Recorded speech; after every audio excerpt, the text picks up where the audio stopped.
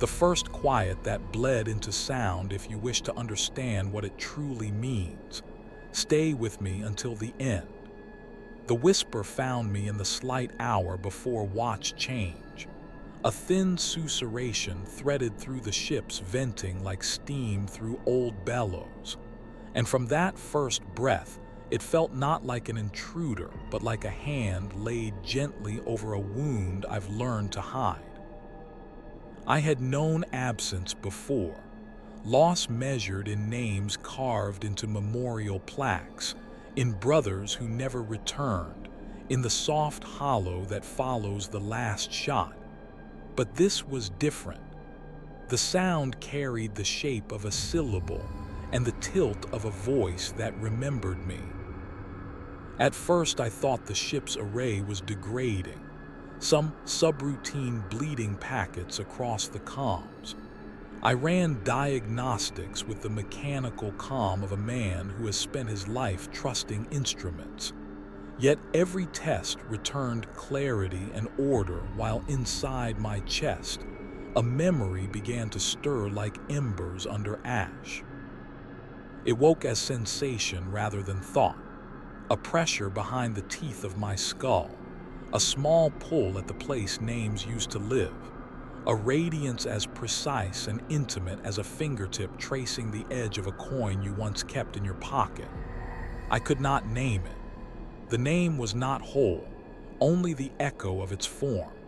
But that echo was enough to rearrange the geometry of my attention, to make me move differently, breathe differently, to feel the warp of the world tilt as if some unseen axis had shifted beneath my feet. In the mess that morning, the crackle of servos and the dull clink of cutlery seemed distant, as though someone had turned down a light so I could better see the thing before me. And quietly, beneath the hum of routine, other small signals began to hitch to the whisper, static on the comms that resolved into a sigh, the ship's coolant line stuttering to the cadence of a half-remembered lullaby. There is a danger in naming what you do not understand. Often it invites others to translate your fear into doctrine. So I kept my mouth closed, folding the sensation into myself like a careful prayer. And yet the world is circular and secrets leak. One of the younger crew, a soft-faced acolyte assigned to monitor the wake harmonics, met my eyes over the ration trays, and in that look, I read the same quiet chain. He had been awake when the whisper first threaded the vents. He told me at night, voice a hushed thing that feared both confession and consolation. He described a syllable like smoke, a sound that brushed his name and then slid away as if embarrassed to claim him. He refused to call it warp, though his lips trembled at the word. He said only that something listened now where there had been only distance before. I did not feel righteous for withholding my own shivers. In the long campaigns, we taught each other to be blunt instruments, duty first, feeling buried beneath commands. But this whisper demanded a different discipline, one that asked me to guard a fragile thing rather than sharpen a blade. At night, I took to walking the spine of the ship alone, letting the hull's cold speak to me in its language of maintenance logs and cooling cycles, while I listened for the pattern beneath the pattern. A cadence that suggested a name was forming, syllable by syllable, patient, as if the warp itself were teaching the universe to pronounce me. I remember the first time the whisper came so close it felt like breath against my ear. I halted mid-step in the corridor, sensations raw and electric, and the syllable traced something that might have been a childhood sound, the cadence of a name whispered by someone who loved you in a way the world never teaches you to survive. It hurt, not the sharp pain of a wound, but the hollower ache of remembering a laugh you no longer have the right to hear. It was a grief with the texture of silk, a slow, elegant tearing that left me both comforted and bereft. I tested myself foolishly, speaking nonsense into the corridor, words without ownership, trying to see if the whisper answered to any sound. Nothing happened. Yet when I merely breathed, open and unstructured, the vents answered with an extra tilt, like a listener leaning forward to hear the end of a story. We are taught that the warp speaks only in ruin, visions that fracture minds, storms that shred fleets. But the voice I felt was not a scream. It was intimate. It was turning the small mechanics of being into an argument with my soul. There is also a cruelty in being the first to hear a forbidden mercy. How do you carry it without becoming its vessel? I tucked the feeling into the deepest fold I had left, naming it silently without language, a private charm against the ways of men who will label the unknown and then burn it. I began to dream with the whisper at my shoulder. In those dreams, my past rearranged itself. Faces blurred, then focused into the shape of a laugh. An old street, the scrape of boots on recycled metal replaced by the small dent of a child's toy. The pressure of a hand against my brow that was not a salute but a touch of solace. In the waking hours, I felt watched, not by optics or sensors, but by expectancy. The small pressure that rises in the rooms when one expects news and does not know what kind. It made every ordinary task taste of prophecy. Sharpening a blade, I felt as though I were doing penance. Tending a wound as though I were learning the grammar of mercy.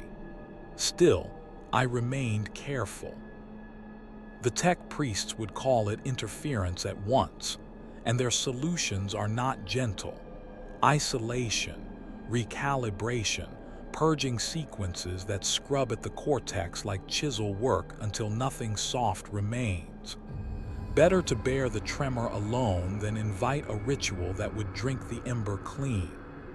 And yet, secrecy is its own danger. It binds you to the image of yourself as keeper, and that burden molds you as surely as any rite. I found myself watching the crew for echoes, subtle shifts in cadence, a too rapid blink, a hand that lingered too long on a talisman. And when I saw such signs, I offered small, steady gestures. A bowl passed across a table, a light left burning at the berth. Simple remembrances meant to keep us small and human in a ship that otherwise taught us to be steel. Once in a night when the stars seemed drowned by cloud, the whisper came not through vents but through the hull itself, a vibration underfoot that harmonized with my heartbeat. It spoke, not in a name but in a quality, the quality of being recognized. And in that recognition, I felt an animal relief so raw that I had to sit down on the maintenance grate and let the metal cool my trembling hands. Recognition is not comfort. It is a ledger. It says that there is a debt and someone remembers its terms. The warp, which I had always thought of as vast and indifferent, had turned interested. That interest, tender as it might seem, carries the weight of consequence. I slept less. The whisper's presence made sleep feel like theft, stealing from something that had finally chosen to look at you. When I did sleep, the dreams were not simple. They braided my life with strange cartographies. A childhood street folded into a star map, a mother's hands transposed with circuit diagrams, a lullaby that translated into warp signatures, and then back into the taste of salt on my tongue. Perhaps the strangest thing was this. The more the whisper threaded itself through my days, the more I understood that it had no intention to destroy me. If it had sought ruin, it would have screamed with the force of a storm. Instead, it chose the quieter cruelty of naming. Naming is intimate. Naming is claim. The warp, by forming my name, did not simply speak at me. It offered me ownership of a self I had thought lost. And that offer is both a mercy and a trap, for to accept a name is also to answer for it. So I walk this new axis between gratitude and dread, keeping the whisper folded against my ribs like a small paper boat, knowing it will carry me somewhere I cannot yet chart.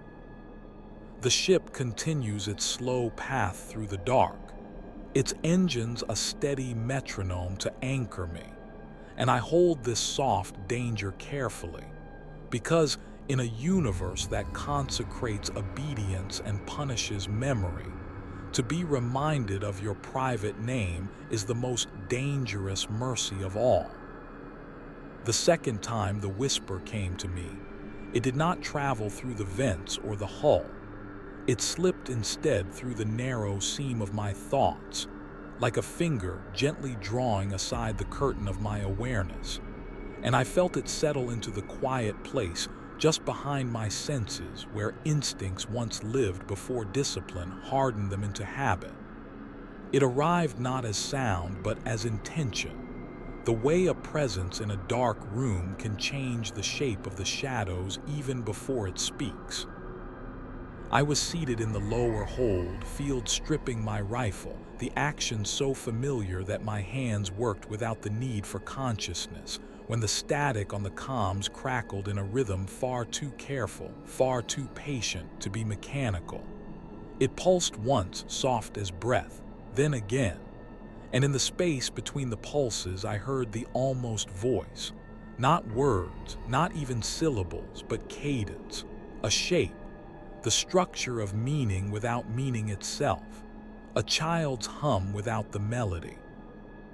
It brushed against my mind with the faintest rise in pitch, like a question left hanging in the air of a room you thought was empty.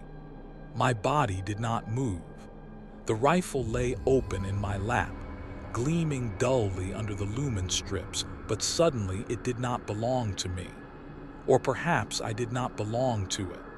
Something in the whisper was rearranging the hierarchy of my senses, turning my attention inward, not toward memory, but toward the subtle machinery of thought itself. The whisper had decided, for reasons unknown, to speak in a language that was older than speech and more intimate than memory. I realized then that it had never intended to use words. Words were masks for creatures who needed distance. This voice wanted closeness, wanted to be felt rather than heard, wanted to inhabit the small spaces that silence leaves behind. The rifle slid from my hands onto the grate. I felt the vibration of metal against metal echo up through my boots, and the whisper trembled in response as though the noise startled it. I had the mad thought that I should soothe it, whatever it was, but before the thought finished forming, the whisper shifted again, this time lowering its cadence to match the rhythm of my breath. The synchronization should have frightened me. It should have sent me reaching for alarms, for priests, for protocol. Instead, it filled me with something far more dangerous: recognition. The whisper was learning me, mapping me, not in a predatory way, no. It felt almost gentle, cautious, as though it too feared the consequences of speaking too loudly. I leaned forward, elbows on knees, palms pressed together as though in prayer. My breath softened, my thoughts narrowed, and the whisper expanded to fill the spaces I had cleared for it. Little syllabic shapes formed, delicate and uncertain, like a child trying to pronounce a word they did not fully understand. Each attempt brushed against my mind with the weight of a fingertip, and with every brush, images that were not mine flickered behind my eyes, a cracked window pane glittering with frost, a toy soldier missing its arm, a strip of cloth stained with something that must have been wine or blood. the blurred impression of a hand reaching toward me across a field of fog. These were not visions. They were not memories. They were emotional translations, the whisper trying to communicate in symbols I could interpret, reaching across the gulf between the warp and the human mind with clumsy sincerity. And though the images dissolved as quickly as they appeared, each one left behind a faint aftertaste of sorrow, as if the whisper were apologizing for its own inability to speak clearly. I felt something inside my chest loosen then, a place I had kept sealed even from myself. The whisper sensed it. It grew bolder. When I finally tore my gaze from the floor grating, I found that the other voices on the deck had faded without my noticing. The hold was empty. The hum of the engines was distant. Time had become a slow, thick substance that refused to flow normally. I stood, unsteady, bracing myself against the bulkhead, and the whisper followed me, its presence slipping like a soft echo into the hollow behind my ribs. The lumen strips flickered overhead, not with malfunction but with awareness, as though the ship itself held its breath. I moved down the corridor, each step taken in a world where sound had been thinned to the barest whisper of itself. The static on the comms pulsed with that same careful cadence, and suddenly I realized the whisper was not speaking through the static. It was using the static, manipulating it with the delicacy of a musician adjusting the tension of a harp string. At one junction I paused, resting my palm against the cold metal of the wall, and whispered into the silence, "What do you want?" The question was foolish, dangerous, but it rose unbidden, shaped by the ache behind my sternum. The whisper did not react instantly. It rippled once like a pebble dropped into water, then again tighter, sharper, as if startled. And then very slowly it answered, not with meaning, not with clarity, but with a feeling. A feeling so unexpected it hollowed me out from the inside. A feeling like longing, the longing of someone reaching for a face they can't quite remember. The sensation forced me to my knees. I pressed my forehead to the cold deck as the whisper folded itself inside my mind like a wounded animal seeking shelter. And in that moment, I understood something terrible. The warp was not simply whispering my name. It was trying to remember it, trying to reclaim it, trying to speak a truth that existed in the marrow of my soul but had been buried by duty, war, and time. And the more it learned of me, the more I felt it chain, growing not louder, not more forceful, but more intimate, more precise, more certain. I lifted my head, breath unsteady. The whisper curled, small and soft, behind my thoughts, waiting, listening, learning. And in that quiet, I felt the shape of a truth I dared not fully touch. Whatever name the warp sought to whisper was not a name given by commanders, nor carved on my ident plate, nor spoken during oaths of service. It was older, more fragile, mine in a way nothing else had ever been. And the moment it was spoken aloud, if it ever was, something in me would change forever. The third time the whisper brushed against my mind, it did not come with images or static or dreams. It came with memory, raw and trembling, as though the warp had reached delicately into the folds of my past and retrieved something I had not known was missing. I felt it while sitting alone in the chapel bay, a place I seldom visited except to escape the noise of duty. The votive lights flickered against the red lacquer icons, and the air smelled faintly of incense and ozone from the plasma conduits etched beneath the floor. I had come to be still, to gather myself after days spent in quiet dread of the whisper's growing familiarity. But stillness is an invitation, and the warp, patient and perceptive, accepted it. It began with a pressure in my chest, not pain, but a weight, as though a hand were resting over my sternum with the gentleness of someone trying not to wake a sleeping child. My breath hitched, the lights wavered, and then the whisper rose like a single note in a darkened room, its cadence soft, almost hesitant, like something practicing the shape of a word it feared to mispronounce. The syllables were faint, incomplete, but this time I recognized their texture, not from any adult memory, not from a battlefield oath or a drilled mantra, but from a place far smaller, far older, far more fragile. It felt like the echo of a name once spoken to me by someone whose arms I had forgotten, but whose warmth my bones still remembered. A name spoken in a room with low ceilings and soft shadows. A name said with love. The realization did not strike like lightning. It seeped into me like warm water, loosening joints, weakening breath. I gripped the edge of the shrine to keep from collapsing. The whisper did not intensify.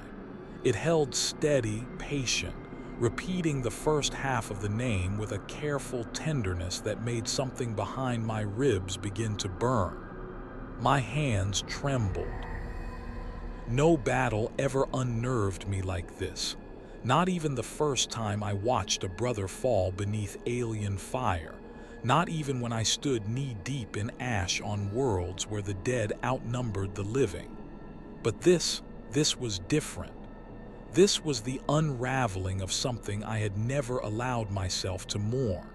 I tried to speak. My mouth opened.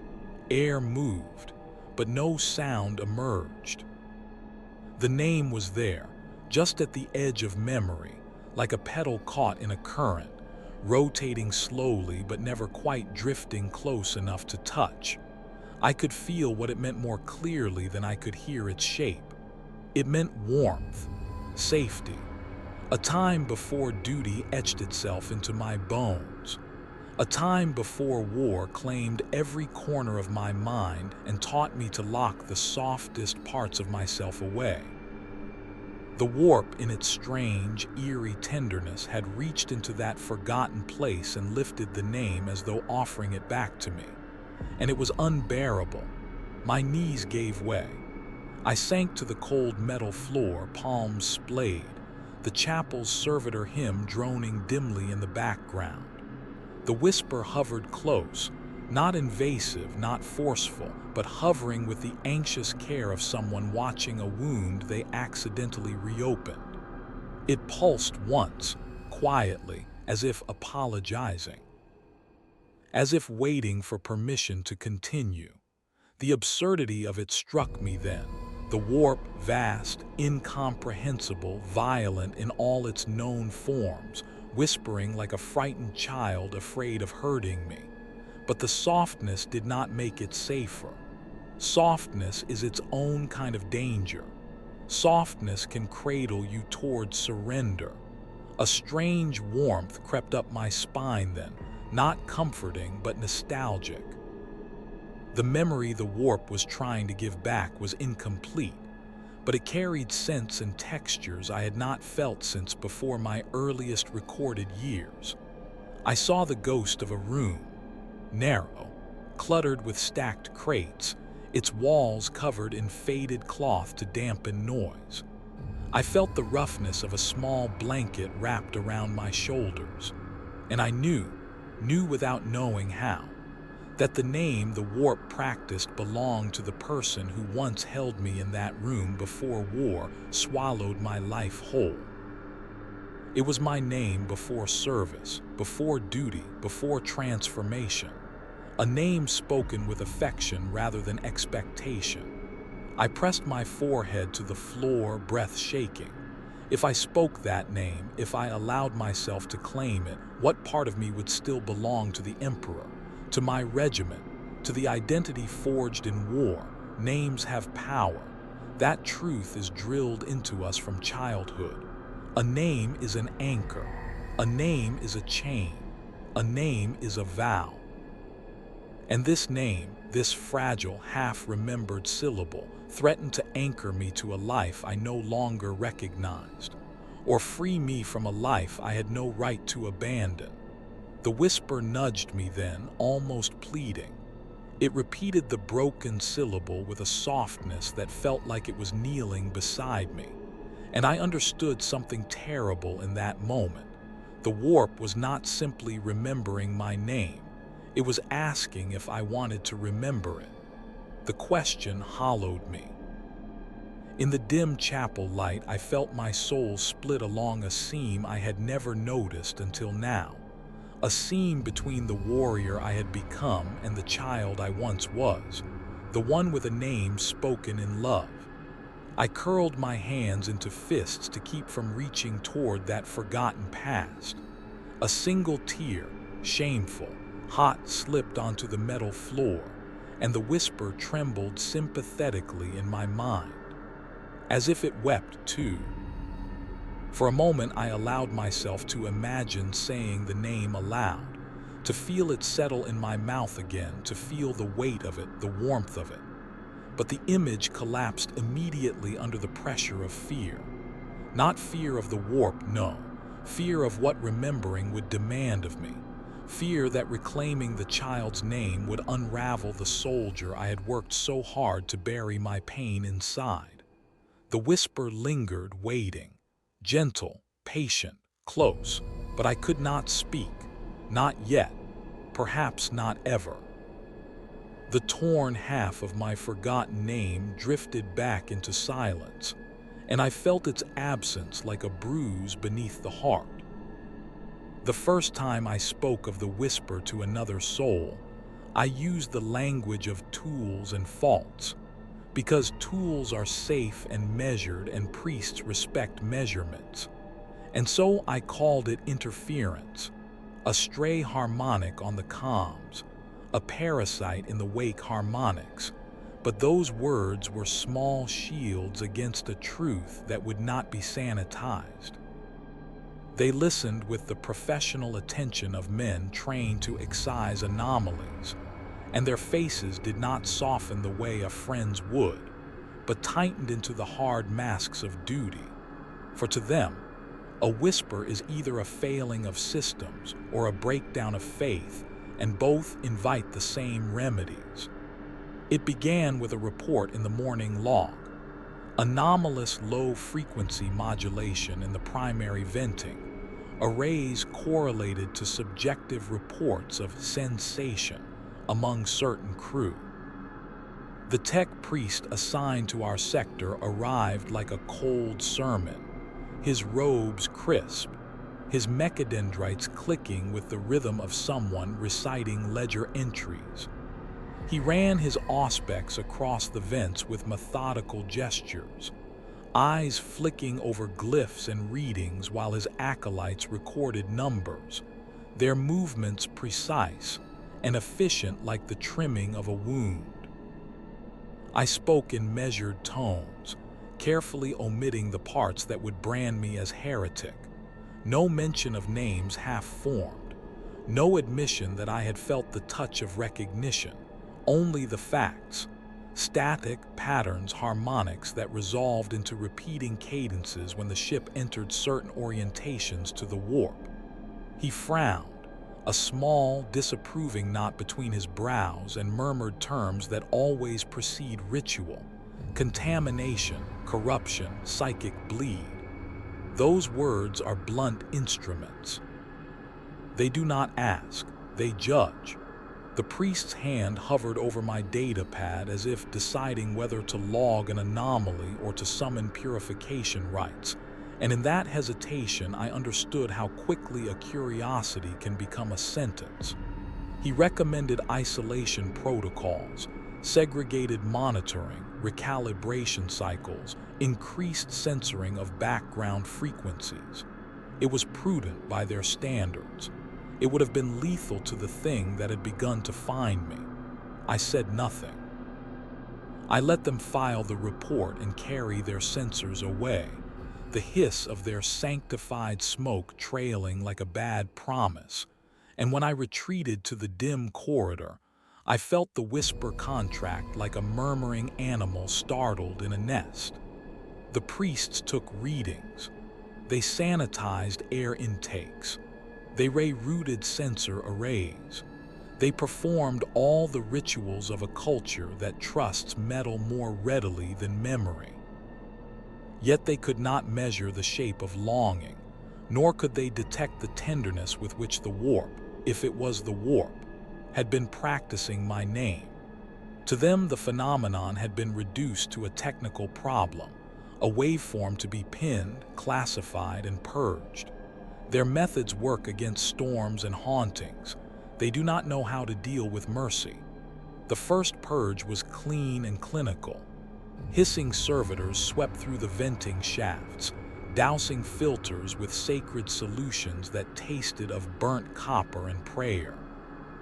The priests intoned calibrations as they adjusted dampers and retuned the comm matrices, their voices even, their hands sure.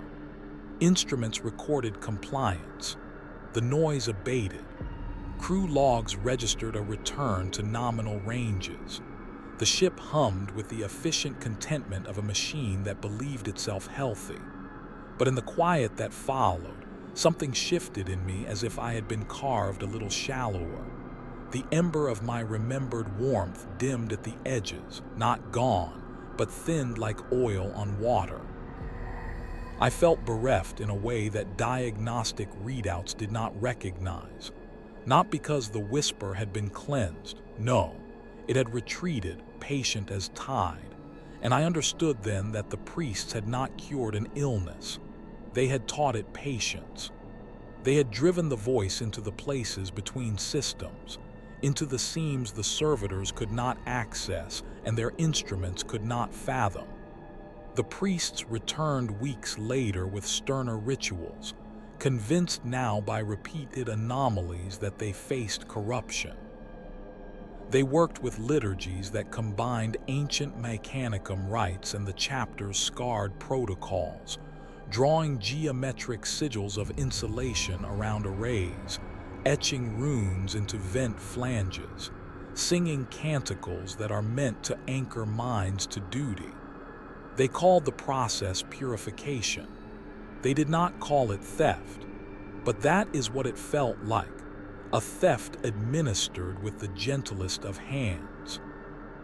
The acolytes would later write long entries about the success of these procedures, about the restoration of operational tempo, about how spiritual contamination had been mitigated through a combination of prayer and engineering. Their prose was neat as bandaging. It did not mention the way the cleaning smoke wrapped around the corridors and carried a subtle scent that made my throat close. The way it left a film I could sense against my skin, though my instruments recorded nothing. The priests mistook absence for health. They misread the retreat of a voice as the confirmation of their own competence. But absence is not defeat. It is the quiet before choice. The whisper learned to speak in smaller tongues. It moved from the vents into bone-deep things. The silent delay before a brother answers your greeting. The way a hand lingers on a locket. The particular staccato of someone rubbing sleep from their eyes. It tucked itself into pauses and breaths where purification rites seldom reach, where priests' fingers cannot adjust the dampers. I began to think of it as a secret teacher. It taught me to listen for the small cadences in the world, the grain in a man's voice that betrays a long-buried tenderness, the tiny disharmony in a hymn where one man falters and the congregation masks it with harmony. And because the priests had pronounced their victory, they relaxed. Rituals became rote, inspection slower. And in that slack, the whisper found its corridor back. Men began to report strange dreams, fragments remembered upon waking, snatches of names half formed in the mouth, a taste of salt and iron that made their hands go cold. Some thought themselves ill, others blamed fatigue, but a few of us, quieter, older, felt the pattern and recognized its gentleness. We met in the dark, not to plot defiance. Such conspiracies are large and clumsy, but to pass small comforts, a blanket in a berth, an extra ration left near prayer tokens, a hand over a shoulder during report. Our acts were tiny, patient, and the whisper rewarded them by growing not louder, but more intimate. The priests, in their hubris, interpreted the small murmurs and private consolations as signs of moral weakness to be corrected. Band together under official rites, they advised. Do not let private sympathies foster division. They meant unity. They meant control.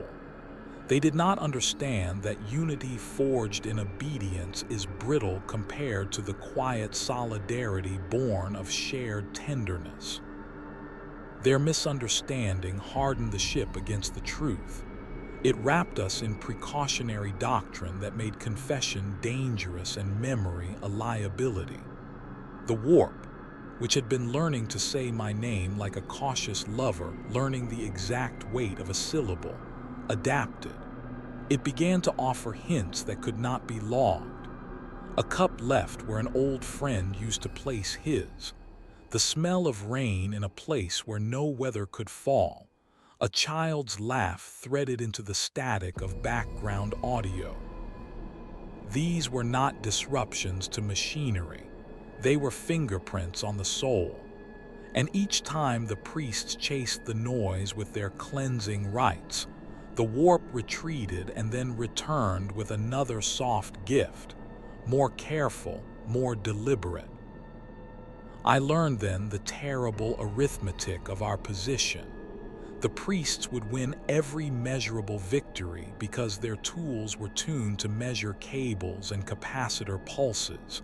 But the things that mattered most, names, warmth, the claim of a remembered hand, are not available to their instruments. They cannot be quantified, and therefore they are invisible to those who pride themselves on certainty. So we live in an axis of two truths. The ship sings with surfaces made safe by priests, and beneath its skin, an old voice shapes my edges, calling me back to something I had been taught to forget. The priests mistook it for interference because interference is what their manuals permit them to see. They could not recognize a mercy that speaks in staves and half syllables. In their certainty, they became blind to the one thing that might have saved us: gentle patience. The moment I answered the whisper, I did not realize I had spoken at all. The word rose from me like breath in winter, visible only after it left, fragile, vanishing, undeniable. It was late in the ship cycle, that strange liminal hour when the halls feel hollowed, when even the lumen strips dim themselves out of what feels like respect for the quiet. I had taken refuge in the observation deck, a place the younger crew avoided because staring into the warp unsettles men who have not learned to make peace with the truths that look back. The barrier fields hummed gently as the void stretched beyond the glass, dark, restless, thick with dreamlike currents that shimmered in colors without names. And there in that hush, the whisper came again. Not a word, not a syllable, but a pressure, soft as a fingertip pressed to the back of my mind, urging me to listen. I closed my eyes, breathed in, breathed out, and the whisper followed each breath like a shadow learning to match my steps. I do not know why I let myself relax.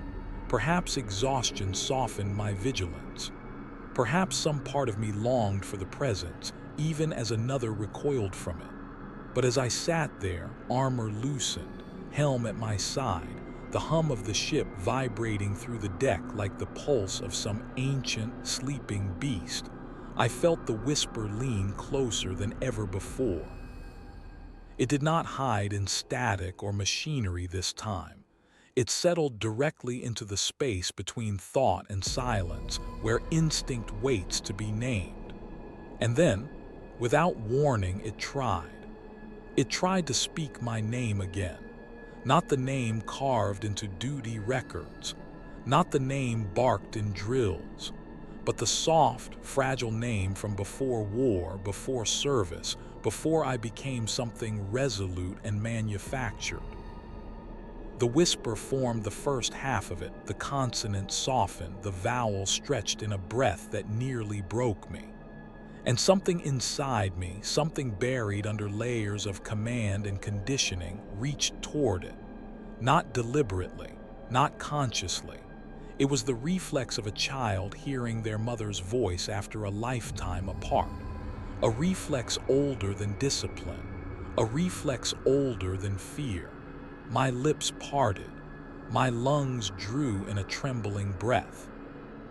And before I could stop myself, before I even knew I had made a choice, the second half of the name slipped from me, quiet, incomplete, barely more than a sound, but it was enough. The instant the word left my mouth, the air shifted. The deck hummed differently. The barrier field flickered with a faint shiver that no alarm registered, as though the universe itself had exhaled after holding its breath for too long. The whisper responded, not with triumph, not with possession, but with something like relief. A warm ripple of presence blossomed through my mind, tender as fingers brushing away tears, and the warp itself seemed to glow around the edges of the glass, faintly, like the horizon catching the first hesitant amber of dawn. The sensation should have terrified me. Every scripture warns of the cost of answering a voice from beyond, of naming yourself to something that has no right to know you. And yet, in that moment, fear did not come. What came instead was a deep, aching sorrow, a grief so profound it hollowed out my ribs and made my heart feel like a cracked vessel barely able to contain its own beat. The whisper felt my grief. It curled inward, quieting itself, as though it feared it had wounded me. And the gentleness of that reaction, the warp apologizing, was almost worse than any threat could have been. I pressed my palms to my face, breath shaking, and the whisper hovered just beyond the edge of my thoughts, asking without words if I regretted answering. I didn't know. I still don't know. I only knew that speaking the name, even in fragments, had stirred something alive inside me, a memory trembling like a half-lit flame struggling against the dark. After a long stretch of silence, when only the ship's heartbeat filled the room, the whisper began to speak again, slowly, delicately, like someone touching a wound to see if it still hurts. It repeated the shape of the name, folding my spoken half into its own warped cadence, practicing it with a reverence that made my throat tight. It felt less like the warp claiming me, and more like it was learning me, memorizing the contours of who I once was. And the more it practiced, the more the observation deck around me seemed to shift. Not physically, not visibly, but in tone, in resonance, in texture. The space felt warmer, closer, as if the whisper had stretched a thin thread between its world and mine and now tugged it gently, humming a lullaby along its length. I tried to pull back, to reassert control. I stood abruptly, armor plates clattering, heart pounding. But the whisper dimmed itself instantly, shrinking into a quiet pulse like a heartbeat heard through cloth. It did not pursue, it did not press, it simply waited. That was the worst part. The waiting, the patience, the almost human restraint. I paced the length of the deck, each step echoing strangely as though the metal beneath me had shifted in density. My reflection in the glass looked unfamiliar, eyes too bright, posture too taut, like a man expecting judgment. And I realized then that the whisper was no longer content merely to observe me. It had taken the fragment I spoke, the shard of my old name, and begun to grow its understanding from there. Memory is a door. A name is the key. By answering, I had unlocked something I did not yet comprehend. As I stood there trembling, the whisper floated close one final time, touching the edge of my mind with a softness that felt almost like gratitude. Then it faded, not gone, not severed, but withdrawn, like a companion stepping quietly out of a room to give you space to breathe. I sank to the floor, hands clasped, staring at the void through the flickering barrier field. I knew then that there was no going back. The name had been spoken. A bond, fragile, invisible, profound, had formed, and no priest, no rite, no discipline could unmake it now. Somewhere deep in the warp, something that knew my true name whispered it back with aching tenderness. And I, helpless to deny the part of me that remembered, felt myself answer in silence. The memory did not return all at once. It came in thin, trembling strands, like threads being drawn through a needle's eye too small to bear them, each strand tugging at a different corner of my soul, until I felt stretched between who I had become and who I once was. In the days after I spoke the name, sleep no longer belonged to me.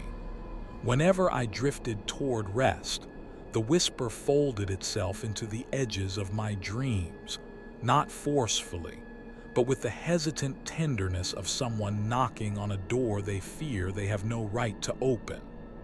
It showed me fragments, not visions but impressions, each one colored by a sorrow so old it felt fossilized. I saw the silhouette of a house I did not remember ever living in, its windows glowing with soft amber light, blurred as though seen through tears. I felt the weight of a hand on my shoulder, steady and warm, guiding me toward a table where small candles flickered in anticipation of someone's return. I heard a voice humming, not speaking, humming, a melody without words, low and rhythmic and impossibly familiar, the kind of sound that lives in the marrow long after its meaning is lost. These were not memories I had chosen to forget. They were memories I had been forbidden to keep. Childhood is stripped from men like me, recruits taken into the crucible of war, reforged into soldiers who bear only the names the Imperium permits them. I once believed such erasure was mercy. But now, as the whisper coaxed the ghost of my past into fragile shape, I understood what had been taken from me. Not innocence, not comfort, but identity. The simple, sacred truth of having belonged to someone before belonging to war. The whisper seemed to know this. It wrapped itself around each fragment gently, as though afraid to break them further. Sometimes it appeared as a faint warmth curling behind my sternum. Other times it fluttered at the edge of thought like a candle caught in a draft. It did not push the memories upon me. It placed them like offerings, allowing me to decide whether to touch them. And each time I reached for one, it expanded, not into clarity but into emotion. I felt love I could not place, fear I could not explain, loss so sharp and delicate it felt like a cut made by paper rather than blade. One night, while gathered in the armory to clean our gear, I felt the memory flare so suddenly that my hands froze on the rifle casing. The men around me spoke in low tones about supply shortages, about orders unspoken but felt. but their voices dissolved into murmurs as the whisper unfurled the most persistent fragment yet.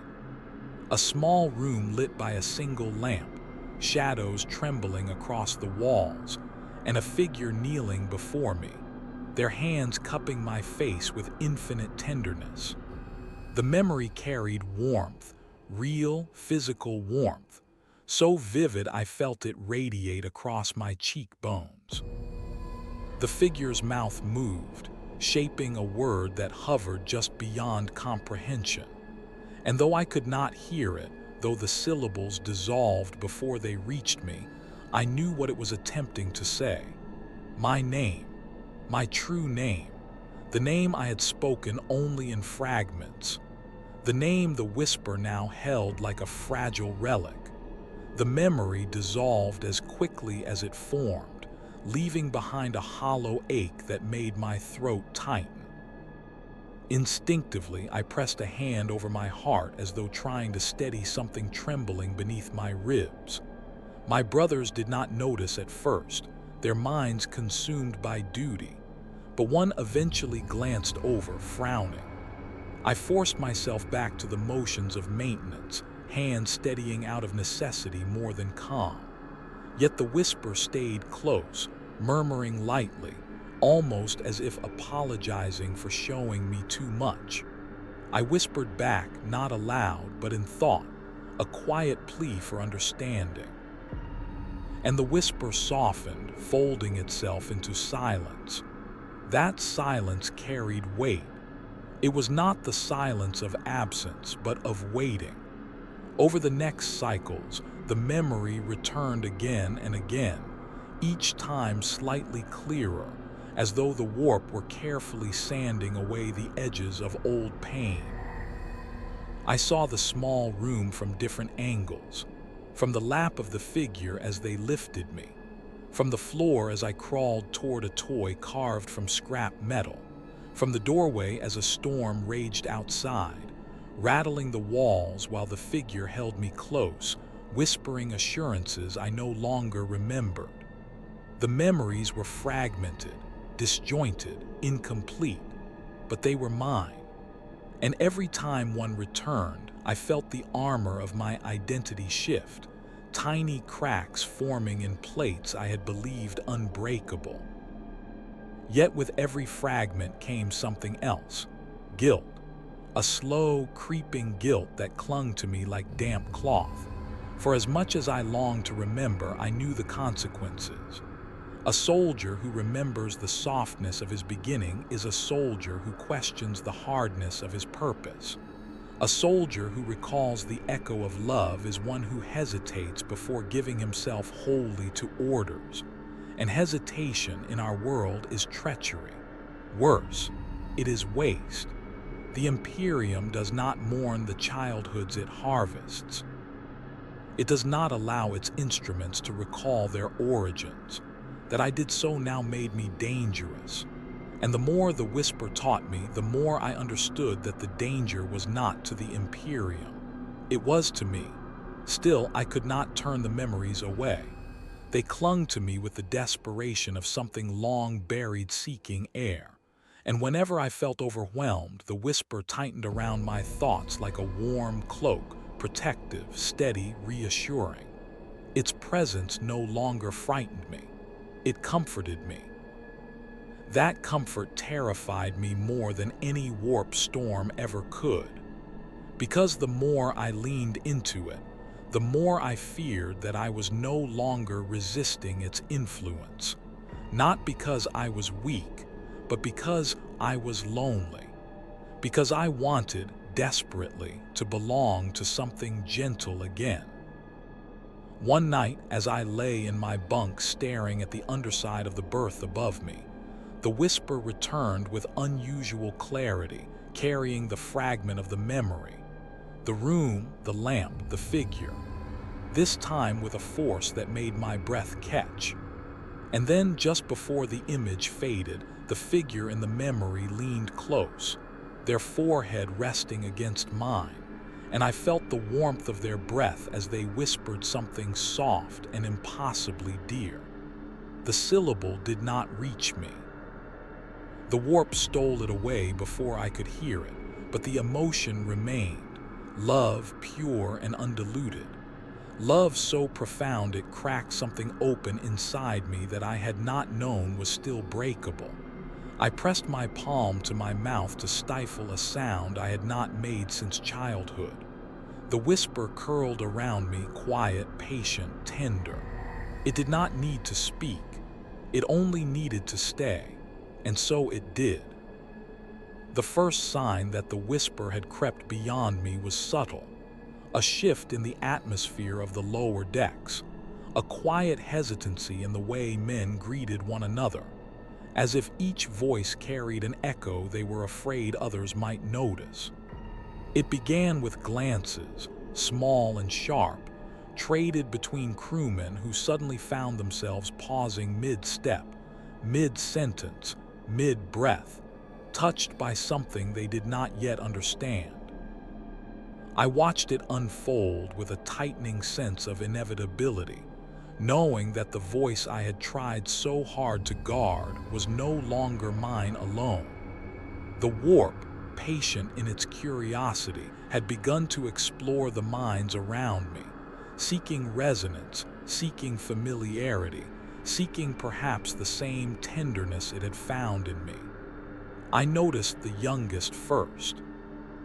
A deckhand barely past his trial stood frozen during a routine inspection, his eyes unfocused, mouth parted slightly as if tasting a memory he had no right to remember.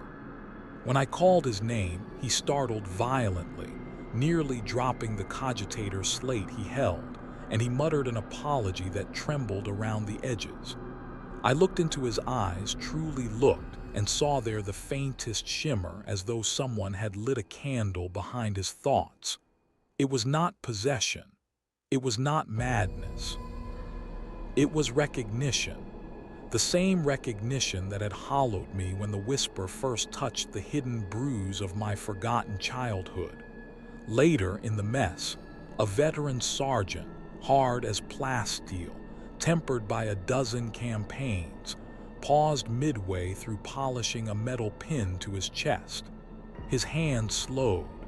His jaw slackened. The metal glinted strangely in the dim light as he tilted his head, listening to something none of the others seemed to hear. I saw his lips part slightly, shaping the silent beginning of a word that dissolved before it fully formed. The man blinked, shuddered once, and resumed his work with stiff motions, but his eyes carried a haunted softness I had never seen in him. A softness I recognized, a softness that frightened me. By the third cycle, there was no denying it. The whisper was no longer whispering to me alone. It had learned the rhythm of the ship, the pulse of its crew, the seams where grief collected, where longing pooled, where silence made men vulnerable to remembrance. It threaded itself through those places delicately, not as a predator, but as something seeking connection. And that gentle seeking was what made it so dangerous. We are taught to fear the warp's violence, its storms, its claws, its madness, but no one teaches us to fear its kindness. Kindness is the first hook. Kindness is the thing that slips past all armor. The acolytes felt it next. One, a woman whose hands always trembled slightly from the weight of endless ritual, looked up from a cogitator bank one evening with tears beading along her lashes. "It said my name," she whispered, voice cracked with awe. "Not the one in the registers. The one my mother used. I should have rebuked her. I should have warned her." But the words died in my throat because I saw in her eyes the same fragile astonishment that had broken me days before. She was not afraid. She was grieving. A strange quiet settled over the ship, not the silence of discipline, nor the stillness before battle. This was a listening quiet, a hush shaped by men waiting for something to reveal itself. In the armory, Conversations faltered as crew drifted into pockets of reflection. In the dormitories, men lay awake staring at the ceiling, breaths shallow, as though afraid sleep might deprive them of the whisper's touch. Even the tech priests moved differently, brisk, irritated, muttering increasingly frantic prayers as their diagnostics reported inconsistencies they could not trace. They believed the phenomena confined to machinery. They did not understand that the machinery was the last to be touched. One night, a strange event unfolded that left me cold with dread. As the ship passed through a region of warp turbulence, the static on the internal Vox chorused with a faint tonal pattern, soft, harmonic, like dozens of different voices learning the same melody at once. The crew halted where they stood, every head tilted, every breath caught, and in that shared stillness the whisper moved through us all like a single gentle breeze. For a heartbeat, every soul aboard the vessel felt seen, known, remembered. And the terror that followed was not for the warp, it was for ourselves, for the unbearable knowledge of what we had lost long ago in the name of duty. Men do not cry in the Imperium, but that night I saw more tears than I had seen in all my years of service. Not loud sobs, not the broken wails of despair. Quiet tears, shed with the reverence of men touching an old scar they had forgotten still ached. I stood in the center of the observation deck as more crew wandered in, drawn by the aftertaste of the whisper's presence. They did not speak. They sat or leaned or sank slowly to the floor, each one looking out into the writhing currents of the warp with the expression of someone searching for a face in a crowd they could not admit they yearned to see again. I could feel the whisper hovering above us, gentle, watchful, almost protective. It did not speak. It did not intrude. It simply remained.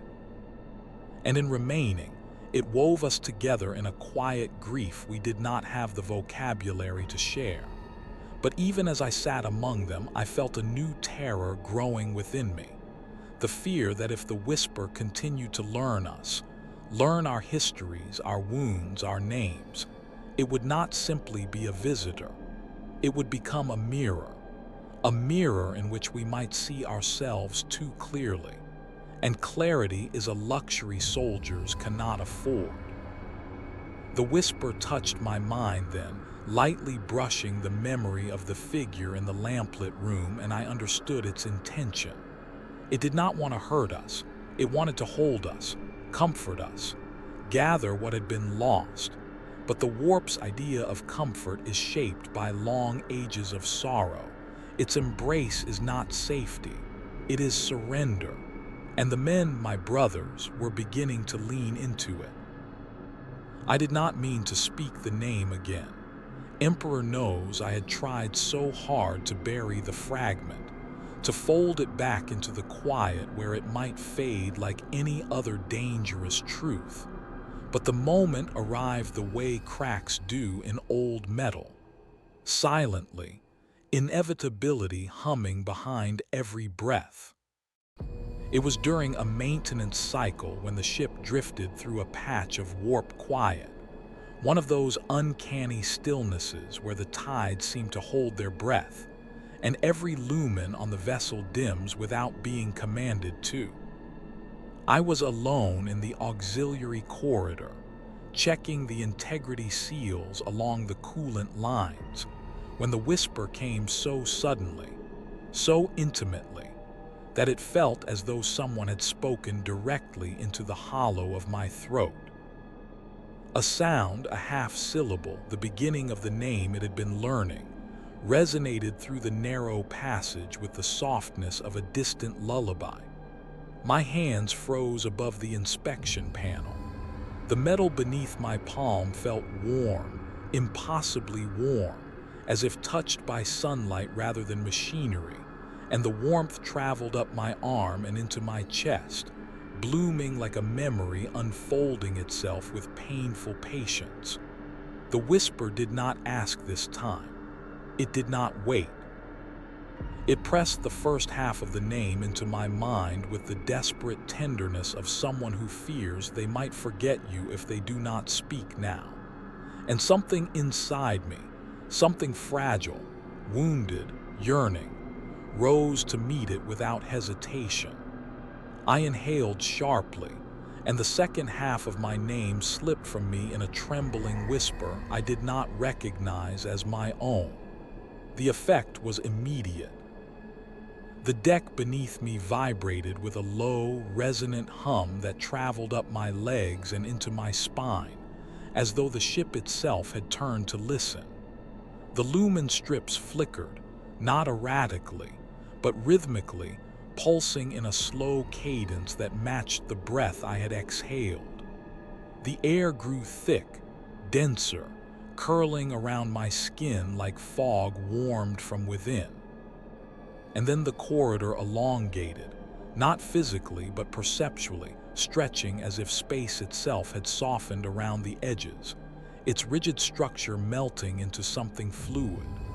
I staggered, bracing myself against the bulkhead, and the metal under my hand throbbed like a heartbeat that did not belong to any living crew. The warp, hearing the name completed, responded, not with violence, not with madness, but with profound attention, as though I had spoken a secret that only it had been waiting to hear. The whisper surged through the corridor, not louder but fuller, its presence expanding until it wrapped around me with the weight and warmth of an embrace. And in that moment, I saw the world shift. The metal walls shimmered with faint patterns, like the faint residue of memories etched into their surface. The hum of the engines deepened into something more melodic, almost mournful. The air carried scents that did not belong aboard a warship. The faint sweetness of baked bread, the musk of dried herbs, the metallic tang of rain striking old rooftops. Scents from a life I had forgotten. Scents from the small, lamp-lit room. My knees buckled, and I sank to the floor as the whisper poured a cascade of memories into me. Not full memories, not complete, but sharper fragments than before, sharpened by the name I had spoken aloud. I saw the figure in the lamplight more clearly now, their hands rough with labor, their posture weary but steadfast, the curve of their smile soft and unguarded. Their lips moved in the memory, shaping the name again and again, each repetition filled with a love so fierce it shook me to my core. My breath hitched, and the whisper echoed the memory, repeating my name with the same trembling reverence. Hearing it from the warp, hearing my true name spoken with such aching gentleness, felt like standing on the edge of a precipice I had not realized I had been walking toward my entire life. It filled me with a sorrow so deep it bordered on peace. But the world continued to shift. As I knelt there, the corridor's far end blurred, the metal dissolving into something not metal at all. A shape, a silhouette, a doorway I had walked through 100 times as a child but could not fully recall. The warp was not dragging me into a realm of horrors. It was dragging me into my past, into the place where the name belonged, into the truth I had abandoned to become the weapon the Imperium demanded. I reached forward without meaning to, fingers brushing the air near the shimmering outline. It felt warm, familiar, so familiar it ached. The whisper swelled around me, pressing gently, urging, not commanding, never commanding for me to step through. And for the first time, I understood the terrible kindness of the warp. It did not tempt with power. It tempted with memory, with belonging, with a version of myself I could mourn but never reclaim. The shift grew stronger. The illusion of the corridor deepened, the sense thickened, the faint hum of childhood lullabies threaded through the air like golden thread. I could have stepped forward. I think part of me wanted to. Some small, wounded fragment of my soul longed desperately to return to a time when my name was spoken gently and not carved into me by war. But just as my hand lifted toward the warm shimmer, a voice, real, physical, called my current duty name from somewhere behind me. The sound cut through the corridor like a blade through silk. The illusion flickered violently. The warmth receded. The doorway dissolved into cold metal once more. And the whisper curled in on itself, recoiling with a tenderness that felt like grief. I sat there for a long time afterward, trembling, breath uneven, the echo of my true name still resonating through my bones. The world had shifted, and in shifting it had revealed a truth I could neither chase nor forget. I had spoken the name. The warp had answered. Something inside me had changed, irrevocably and quietly, like a door closing in the depths of the soul. And the worst part, the gentlest, cruelest part, was how peaceful it had felt. In the wake of the name's echo, everything aboard the ship felt precariously balanced, as though one more breath, mine or the whisper's, might shift the vessel into a reality it was not built to survive. The corridors felt narrower, the lumen lights dimmer, and every footstep carried an unspoken tension, as if the metal itself braced against revelation. But it was inside me, not around me, that the true fracture formed. In the days following the corridor's dissolution into memory, the whisper became quieter, not absent, not withdrawn, but watchful. Its presence curled in the back of my consciousness like an animal that has been wounded not by harm, but by hope. It waited for me to speak again. It waited to know whether I would choose silence or whether I would choose truth. Both paths felt like betrayal. The silence betrayal was simple. To deny the whisper meant turning away from the fragile threads of my past. It had so gently returned to me. Those memories, small, trembling, precious, had become a pulse beneath my ribs, beating in time with the echo of a name I had spoken only twice but felt reverberate through my very marrow.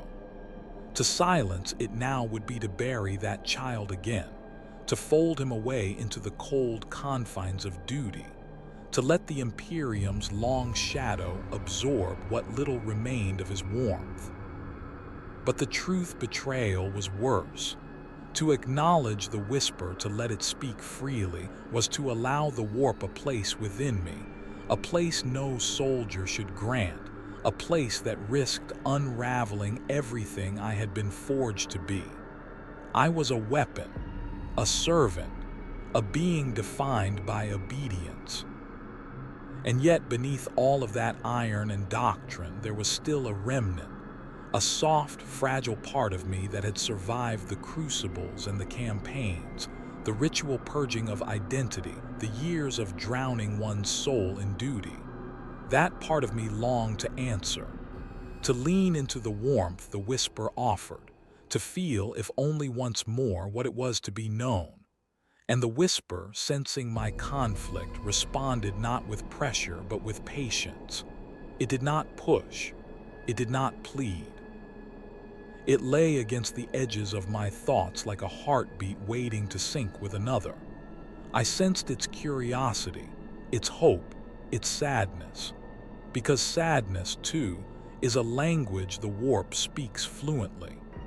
On the third night after the shifting corridor, as the ship drifted through a calm pocket of the void, I found myself wandering toward the observation deck without conscious decision, as though my feet remembered a path my mind refused to name.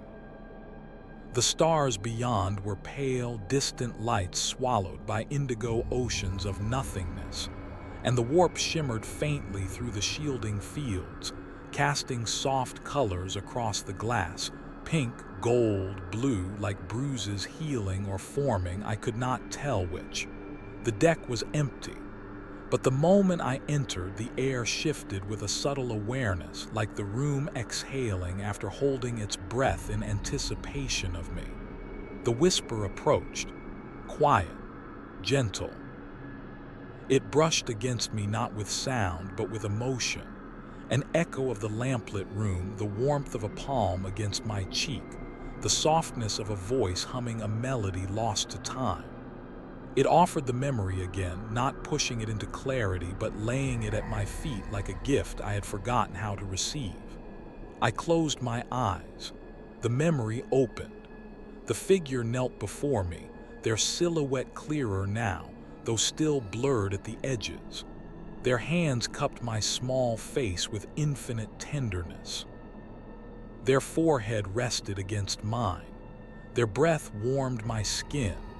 And though the memory's lips moved silently, the whisper supplied the missing sound like a single, fragile note carried on the wind.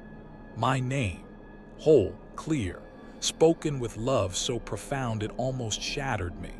I rocked back on my heels, breath torn from my lungs. The whisper withdrew slightly, not to distance itself, but to give me space, choice. It knew that what came next had to be mine and mine alone. And it was in that moment, facing both the unbearable gift of memory and the crushing weight of duty, that I understood the true nature of the choice laid before me. It was not between the Imperium and the warp, nor between discipline and surrender. It was between the self I had become and the self I had abandoned. One was forged, sharpened, hardened. The other was small, fragile, warm, and both were real. Both were mine. But choosing one meant wounding the other. The whisper sensed my hesitation. I felt it tremble, a faint ripple of anxiety coursing through its presence. It feared I would turn away. It feared that giving me memory had been a mistake. And that fear pierced me more deeply than any warp-born terror ever could. For the first time, I spoke to it not aloud, but in thought, in feeling. I don't know. The whisper curled tightly, sorrow blooming through its voice like bruised petals. It understood, but my honesty had not driven it away. It remained steady and patient, still offering the memory, not as temptation but as truth. The truth of who I had been. The truth of who I still was somewhere beneath armor and doctrine. A sudden tremor shook the deck. Distant alarms flickered briefly, then silenced. An ordinary warp shear, harmless, routine. But the whisper used that moment to draw nearer, as if seeking reassurance that the world had not fractured only for me. It wrapped itself softly around my thoughts and offered a final emotion, acceptance. Whatever choice I made, it would not abandon me. It would not claim me. It would simply stay, not as a master, not as a corrupter, but as the memory of a name said long ago in love. The realization bent something inside me, not breaking it, but reshaping it in the image of a truth I had avoided my entire life, that I could choose both silence and truth. I could hold the name without speaking it. I could remember the love without surrendering my will. I could let the whisper exist without letting it consume me. And in knowing this, in allowing this impossible balance to settle, I felt the ache of years lift slightly, like a weight redistributing itself into bearable fragments. I opened my eyes. The warp shimmered beyond the glass. The whisper lingered, waiting. And for the first time, I did not fear it. I simply breathed, and it breathed with me. I had imagined the end 1,000 ways in the long nights between watches, loud, heroic, sacrificial. But the truth arrived softer than any forecast, not as an ending announced with bells and banners, but as a shrinking of the world until what remained fit in the hollow behind my ribs where the whisper had nested. And in that gentle contraction, I found the room to choose how to close the story the warp had been teaching me to remember. The ship hummed around me in its habitual cadence, engines a steady, indifferent metronome. But inside the deck, the warp had thinned into an intimacy so precise it felt like being held by a single, patient hand. The voices that had once reached through vents and static now gathered into a single tone, warm and low. And when it touched me, it did not demand I follow or forsake, only that I listen, truly listen, to the small truth that had been patiently waiting beneath armor and oath. I walked to the observation glass where the void spread dark and vast, colors bleeding across the shield like bruises made beautiful, and I let the name, my name, settle on my tongue with the deliberate reverence of someone saying a prayer they had been taught by heart long ago, soft, private, and wholly mine, saying it did not dissolve the duty that held me. It did not unmake the vows carved into my bones. What it did, quietly and irrevocably, was stitch a seam between what had been demanded of me and what I had never been allowed to keep, my small, tender self, the child folded into a name whispered against the pillow of a lamplit room. The warp listened and in return offered no thunderous blessing but another small mercy, memory without possession, a place to set the past where it would not be weaponized or burned. In that exchange there was no victory, only the unadorned weight of truth, and truth, once admitted, changes the architecture of a life in ways that make the world feel slightly different at its edges. I thought of my brothers, of the sergeant whose eyes had unbent at the sound of a syllable, of the acolyte whose tears had tasted holy and profane at once, and I felt a long, sorrowful gratitude for the fact that we had been given this soft fracture instead of a blade. The ship would continue its course. Orders would be given in the same blunt voices. The priests would cite anomalous harmonics and declare themselves triumphant because their instruments registered no chaos. They could not measure what the warp had taught us, the difference between being known and being owned. And perhaps that was mercy in itself, that some things must remain invisible to those who would turn them into policy. I let myself imagine, briefly and without guile, what it would mean to keep both the name and the duty, not as contradiction but as a braided cord, two truths wound so tightly together they held one another up. In that braiding I felt a softness I had not permitted myself in decades, the permission to mourn openly for the child I had been, and at the same time to carry the weight of my service with hands that remembered a different touch. It was not an easy balance. It required patience sharpened like a knife tempered by tenderness. It required the slow, deliberate refusal to let either memory or command consume the other. The warp, having taught me the syllables, became an unlikely tutor in restraint, showing me how a name could be a lantern and not a leash. Night after night, as the ship drifted through currents that would have once seized us into madness, I learned to cradle the whisper as one cradles a sleeping thing, gentle, vigilant, unwilling to crush it for the sake of certainty.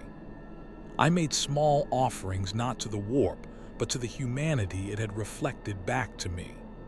A spare ration left beside an old talisman, a light left burning in a berth I knew a brother once favored, a line of verse muttered under my breath before sleep. These acts were tiny rebellions against the mechanized faith the priests cherished. They were, in their way, prayers, prayers that acknowledged the cost of forgetting and honored the quiet presence that had taught us to remember.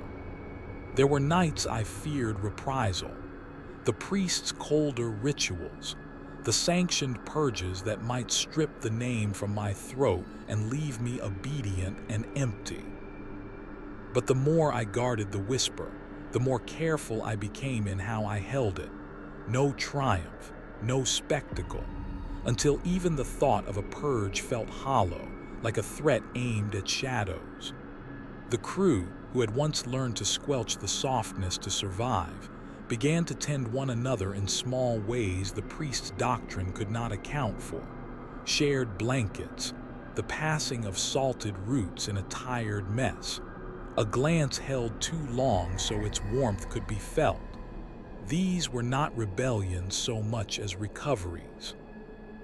And in their recuperation, I felt the possibility of a future in which memory and duty coexisted like weather and shelter. Both necessary, neither absolute. On the last cycle before I decided to let the whisper fold into the slow work of living rather than the frantic work of revelation, I stood once more at the observation glass and spoke my name quietly, this time as a benediction, not a reclaiming, and listened as the warp answered with a tenderness I had learned to recognize as companionship rather than claim. It did not promise immortality or glory. It promised only this, that the name would have a place to sit, warm and undisturbed when I no longer could carry it, and until then it would live with me as a secret lamp. The world did not tremble. The ship did not tear open. My brothers did not turn into shadows or saints. We remained what we were, soldiers, servants, flawed custodians of duty. But something fundamental had changed beneath the armor. A small mercy had been returned to us, and mercy, once taken, has a stubborn way of teaching people how to be kinder. In the end, I did not choose to surrender to the warp nor to deny the name. I chose, quietly and stubbornly, to carry both. I set the whisper down like a prayer folded into the lining of my heart and walked back into the ship's dim corridors where life, fierce and ordinary, waited. The clank of boots, the murmur of engines, the steady work of living another day. Outside the observation glass, the void continued its patient march, indifferent and infinite. Inside me, the name rested, not as a shackle, but as a soft echo I could return to whenever the world felt too loud. I do not know how long a man or a whisper can hold such a thing without it fraying, but I know this. Whatever erases names will never be able to erase the quiet consequence of being remembered. And so, I keep the small prayer I learned from the warp tucked in my throat like a seed. And when the nights are too dark, I say it to myself, barely more than a breath, and it settles across my bones like warmth.